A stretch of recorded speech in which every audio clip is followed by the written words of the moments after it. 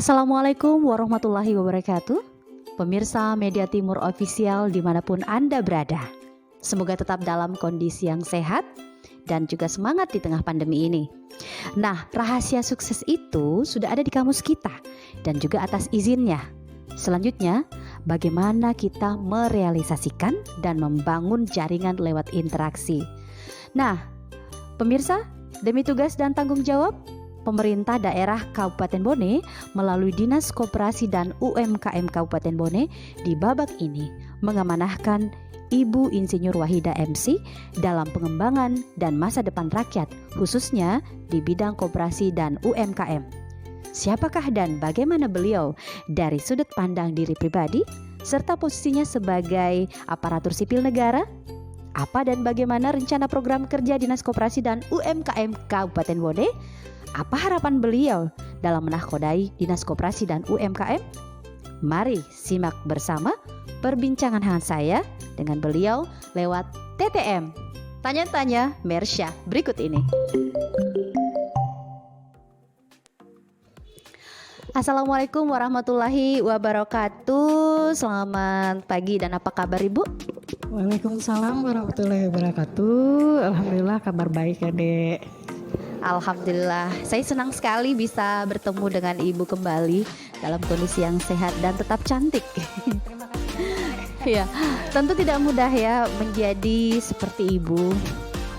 Banyak yang ingin tahu profil detail dari Ibu sendiri.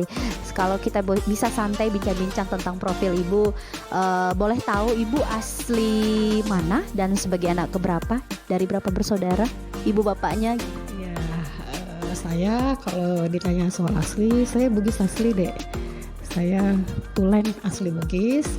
Saya bersaudara ada 10, lumayan keluarga besar. Saya anak kedua dari 10 bersaudara dan alhamdulillah sudah menyebar di mana-mana. Bapak Ibu namanya? Bapak saya almarhum Haji Abdul Rahim Manaje, dulu kiprah ASN juga di pertanian selaku penyuluh pertanian. Ibu rumah tangga Tulen, Haji Andi Medawati ya. Wah, ternyata 10 bersaudara ya. Dan anak kedua. Jadi ini banyak adik dan pasti tanggung jawabnya lebih besar juga. Alhamdulillah semua atas izin Allah.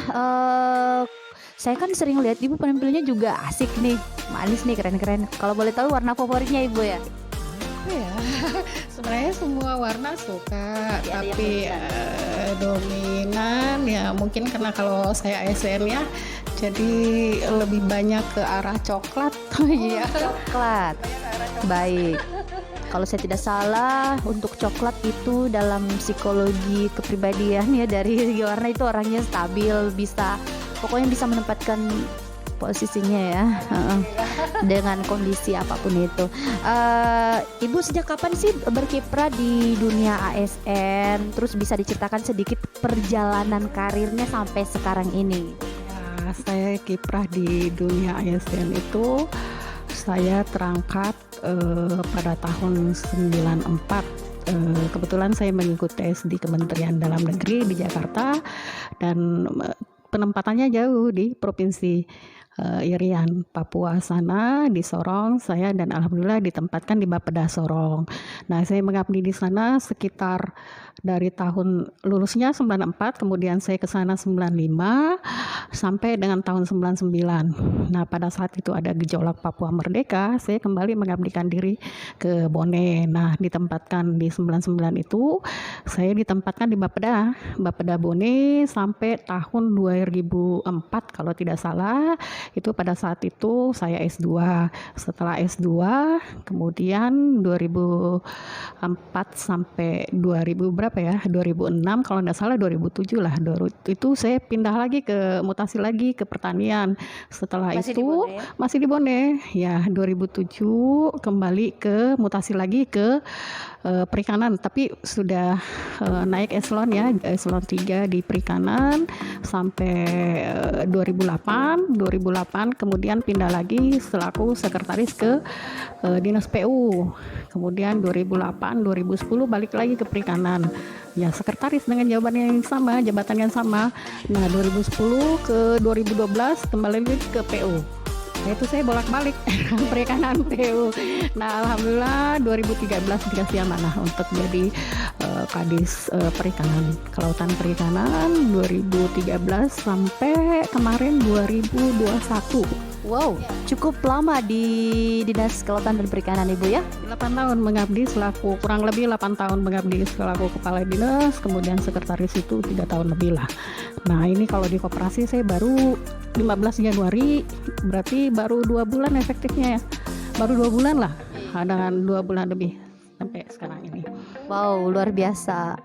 Panjang kan ceritanya? Sebenarnya itu belum detail ya, itu masih dalam gambaran umumnya saja.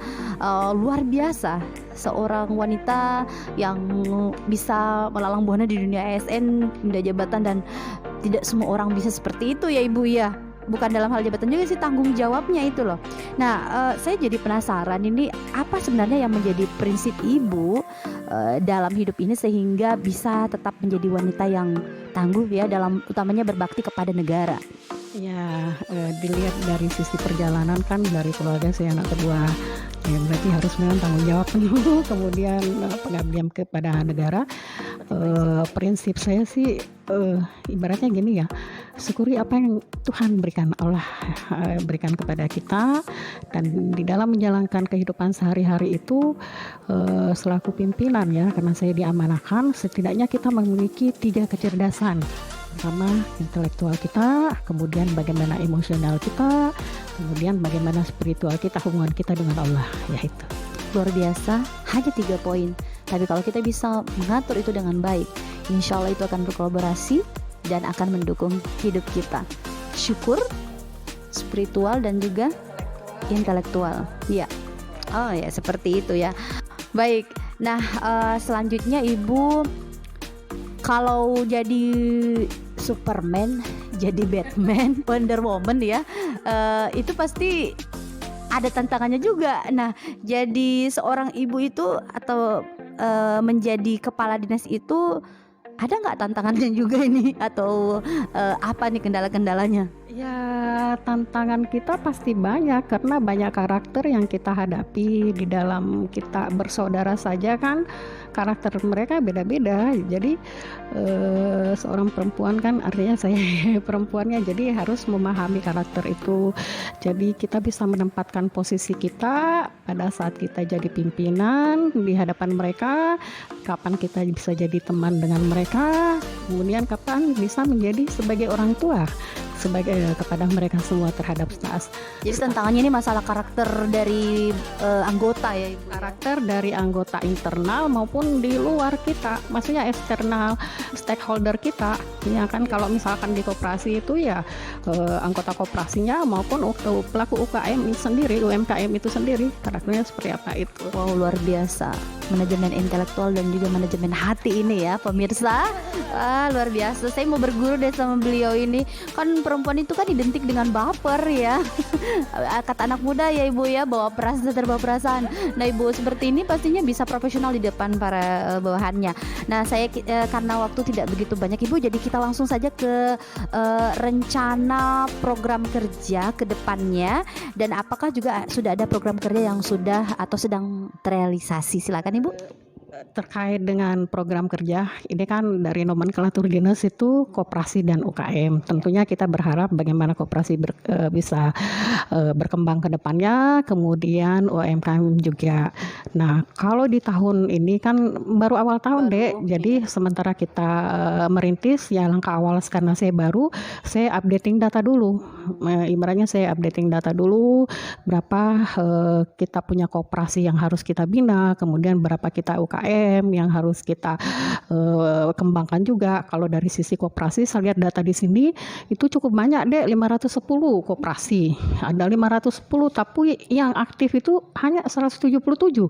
Jadi lebih banyak yang tidak aktif dengan yang aktif itu. Jadi ini tantangan buat kami dari dari dinas, bagaimana supaya koperasi ini jauh bisa meningkat, kemudian bisa aktif kembali. Kemudian dari sisi UKM juga itu itu bagaimana dari mikro itu bisa naik kelas jadi kecil maupun naik jadi menengah Ya, seperti itu. baik, Iya. Ibu.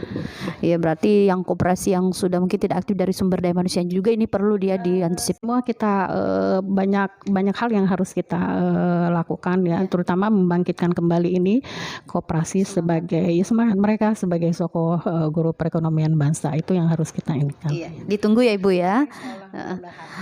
Baik, ini yang sesi terakhir di 3 poin tentang harapan-harapan Ibu.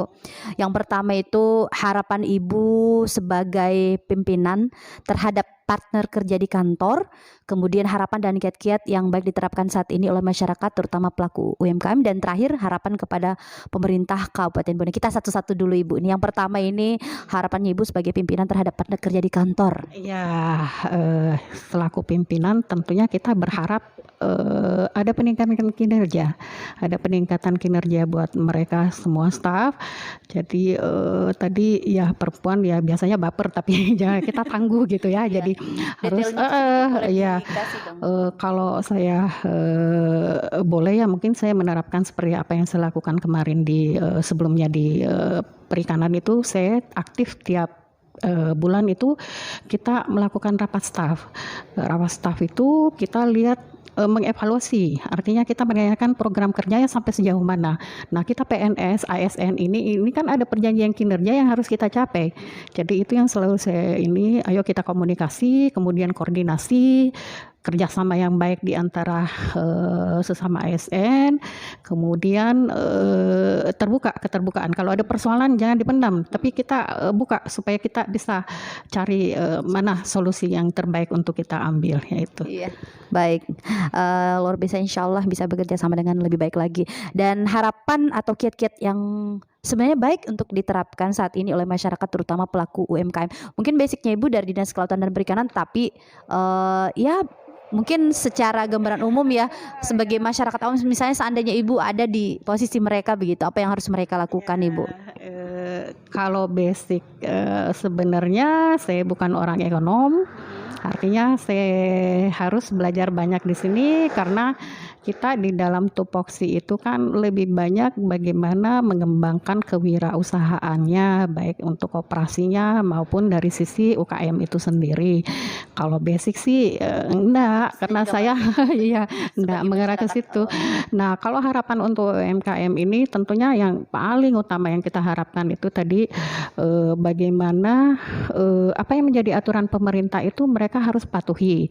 Pertama yang utama kan masa pandemik ini ya prokes lah, yang 5M itu harus dipenuhi. Kemudian apa sih namanya yang tidak aktif. Jadi bagaimana mengaktifkan itu jadi dari anggota itu sendiri, bagaimana tanggung jawab dia, bagaimana kewajiban dia. Laporan koperasinya harus ke kami, kemudian kita komunikasi 2 arah supaya bisa mereka aktif kembali. Kemudian dari sisi UKM itu sendiri, artinya kan kita tahu sendiri kan yang saya hadapi adalah banyak hal stakeholder ya, UKM, ya, pedagang kaki lima, pengusaha dan sebagainya. Tapi itu yang utama kan bagaimana penataannya dulu nih, penataan daripada tempat aktivitas mereka. Jadi jangan iya sebenarnya seperti itu, tapi sesuai dengan keruangan, tata ruang dalam artian kemarin kan ada itu apa ya? Pedagang kaki lima ya. Jadi itu tempatnya di mana? Jangan dia beraktivitas di luar dari tempatnya. Itu kan ada dari aspek tata ruang itu yang harus dipenuhi. Jadi kita juga tidak berharap ada pergusuran ya, toh ya itu tidak seperti itu. Jadi kalau dia tempat sesuai dengan aturan pemerintah, alhamdulillah nanti kita akan membimbing juga. Kemudian yang kedua tadi sisi perizinan. Ya kalau memang harus ada perizinan, tadi kan kita untuk meningkatkan itu dari mikro ke kecil, ibaratnya harus ada izin. Ada permudah. Kemudian prokes juga kita ini kan. Kemudian yang harus di masa pandemi ini, artinya kita mencari peluang pasar gitu loh. Apa yang menjadi kebutuhan mereka dari UKM itu. Contoh kecilnya, sekarang kan kita harus ini pakai masker. Mungkin ini peluang pasar sekali ini. Jadi UKM bisa menciptakan itu dengan inovasi-inovasinya. Kemudian kita juga berharap dari produk dari UKM ini mutunya harus terjaga, kualitas mutu. Walaupun kita produksi banyak, tapi kalau kualitas mutu tidak ini, tentunya juga itu harus dipertahankan. Kan biasa kita ya ke restoran, ya mungkin awalnya bagus, tapi setelah berapa waktu ini sudah berkurang lagi cita rasa. Ditinggalkan sama konsumen. Jadi itu akan ditinggalkan oleh konsumen. Jadi itu yang kualitas mutu, kemudian jalin kerjasama. Artinya dengan konsumen kita harus ada hubungan baik. Dalam artian ya mungkin contoh kecilnya saya boleh ndak boleh ndak kita kasih, ibaratnya saya pengusaha nih, ada usaha saya, kita bikin semacam kuesioner ke mereka, ke pelanggan, ke konsumen. Nah kalau misalkan itu kan tingkat kepuasan kita, mereka bagaimana terhadap apa yang produk yang saya berikan. Wow. Jadi itu kan bisa dengan adanya kuesioner itu juga bisa jadi inovasi baru buat si pelaku usaha ini, bahwa saya ada inovasi nih untuk begini. Jadi itu berdasarkan dari itu tadi, komunikasi dengan pelanggan. Banyak hal yang perlu Banyak hal ya Ibu ya. Wah luar biasa, ini ilmu juga dong buat kita. Dan satu lagi Bu, kalau boleh saya tambahkan, tapi tip dari apa yang Ibu tadi jelaskan, persoalan prinsipnya tadi itu keren sekali loh. Untuk para pedagang juga ini oke, untuk para pengusaha juga oke. Yang pertama tadi kecerdasan intelektual, spiritual ya, emosional. Ini kalau tiga-tiganya sudah bisa di minimal dipelajari, didalami ya, insya Allah. Iya. Dan syukur ya, rasa syukur ya, itu yang akan memberikan kita semakin banyak rezeki.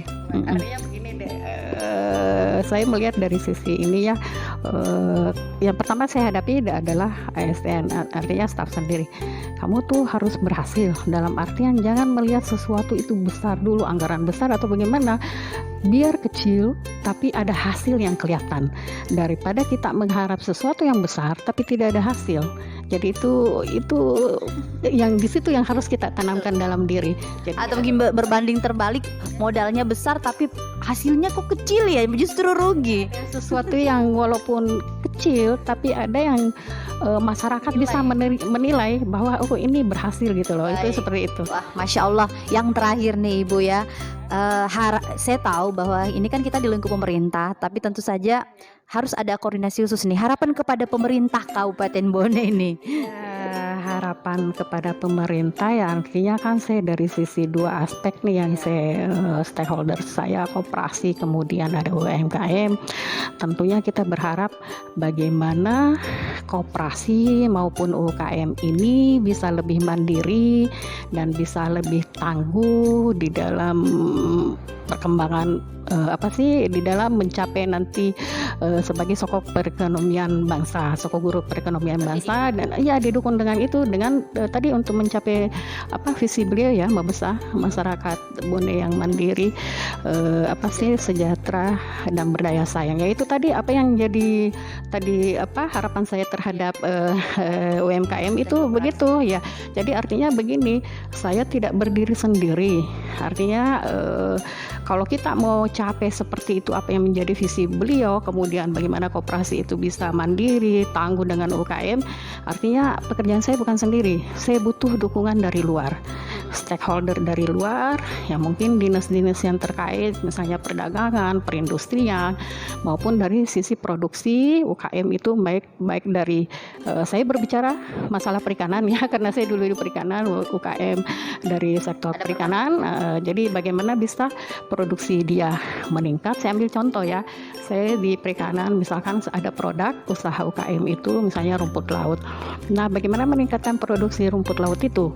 Nah, mungkin dari sektor perikanan yang membuat itu. Kemudian kami hadir dari sisi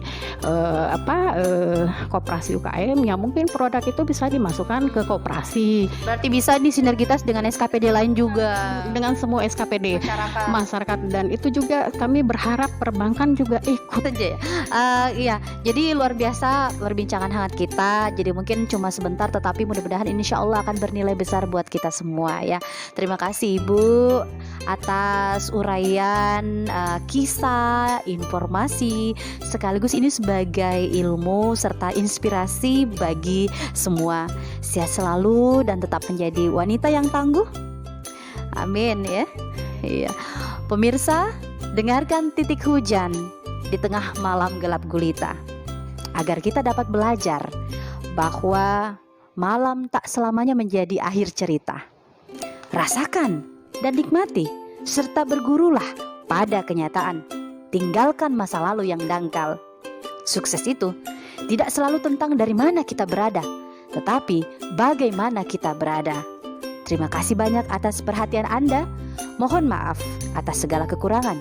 Di TTM Tanya-Tanya Mersya kali ini di channel Media Timur Official bersama Kepala Dinas Koperasi dan UMKM Kabupaten Bone, Ibu Insinyur Wahida MC pamit. Wassalamualaikum warahmatullahi wabarakatuh. Tetap semangat. Sampai jumpa.